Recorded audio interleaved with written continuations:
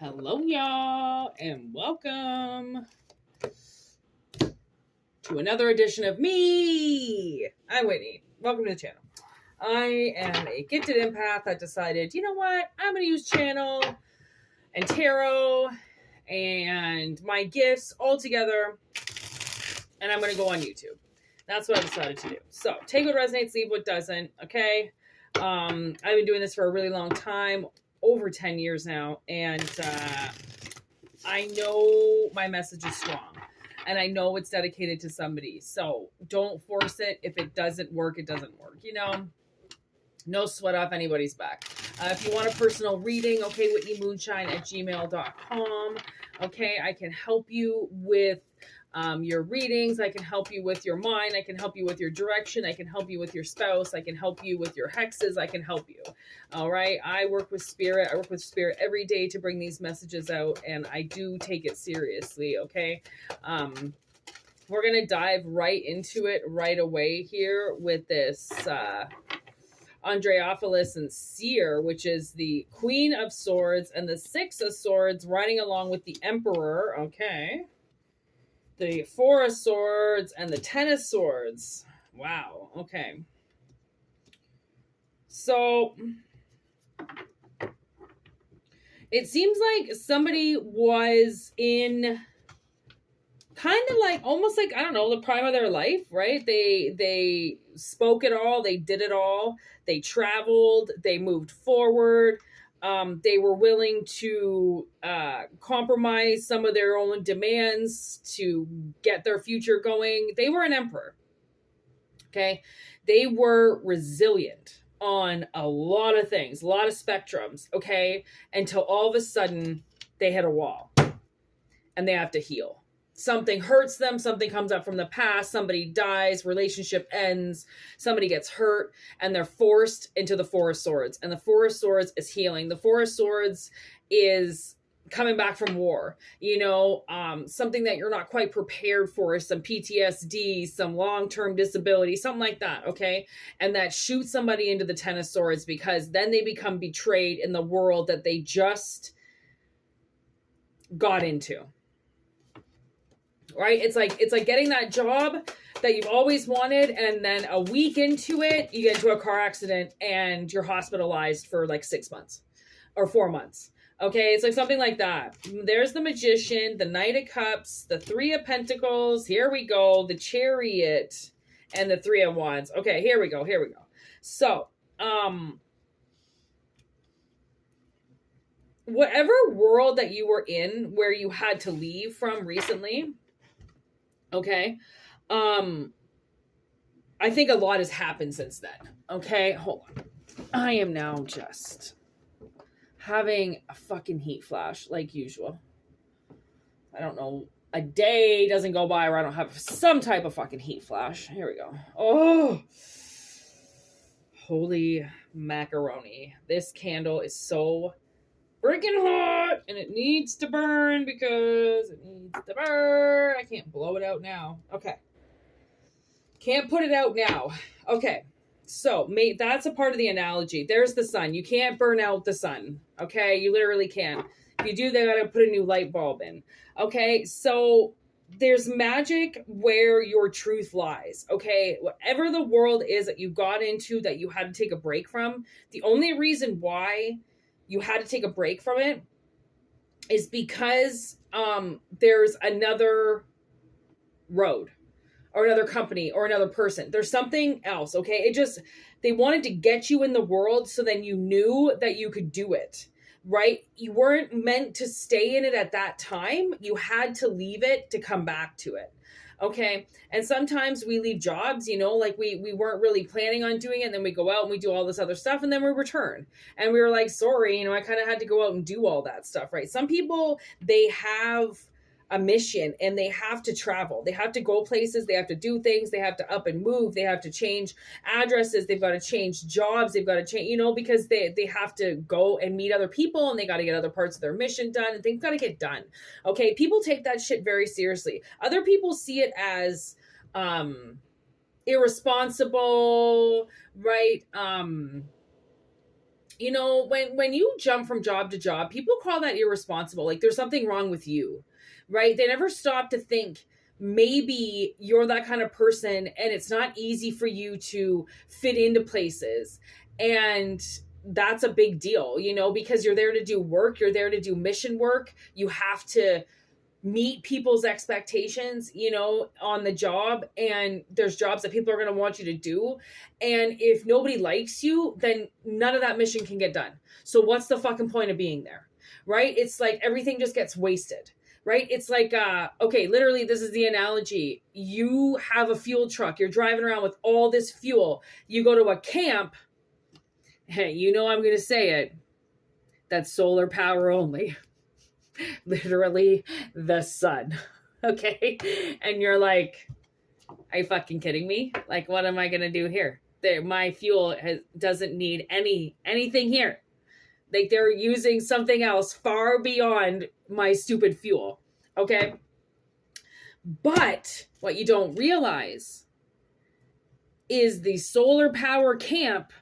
Okay. You had to get out of that camp. You couldn't be there anymore. Okay, what the product that you have is just no good for the situation. So you leave. And when you come back into it, you go to the camp, and whatever camp is, you know, code for. And it's solar power, yes. But they have all these backup generators that need gasoline. Because the solar powers, you know, there's nighttime. And we got to keep the lights on. We got to keep stuff on. We got to keep things running. And we're running into a couple problems. So we got these backup generators. And that's why you went to the camp to begin with. You went to the camp and then you were driving home from the camp and you got into a car accident. And you're like, fuck, there goes my job that I just started. But I kind of went to a place where they weren't ready for the generators yet. They wanted the solar power to work out. They put everything into the solar power. They didn't realize that they still needed me, right? This project still needs you. It's just they were going down an avenue and they thought they could weasel their way around you, when they realize that they cannot rely on the sun to do everything, because when the moon comes out, the sun is sleeping. It's not going to come back out because your fucking solar panels need some more charging. Okay. And the stars aren't going to do that shit. So this is a huge analogy in the middle that Collective's going to kind of have to swim through on what I'm talking about. Like, in something, had to do some healing, and the healing was because it's almost like you had to let the time catch up to you.